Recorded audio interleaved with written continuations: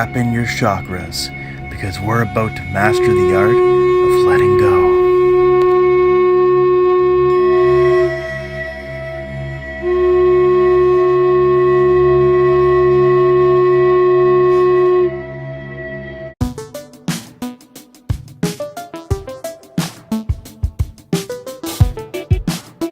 Hey everybody, so I just picked up this thing called a Buddha board. Now it's not the Buddha's board, I know because I asked, but it is a Buddha board.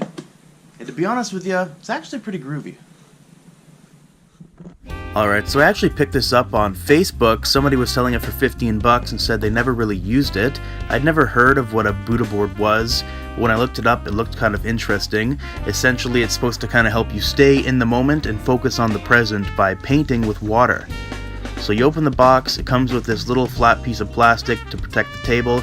It comes with the Buddha board itself. It comes with a black plastic little tray that holds the water and the Buddha board. Then it comes with a nice little brush. So once you're all set up, all you have to do is fill the dish with some water, wet your brush, and paint your way to Zen, baby.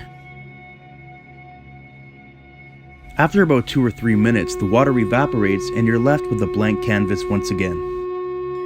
The best part so far has actually been trying to handwrite with the brush, and just the styling in which you write with the water makes it look like you're some kind of a calligrapher. It's really, really groovy. And you're not just limited to the brush either. You can use your fingers or any other object that's going to hold water, but be gentle on the surface of the Buddha board. Well, that about sums it up on the Buddha board. If you have one, let me know what you think about it. I thought it was pretty cool. If you liked the video, feel free to like, share, and subscribe. If you didn't,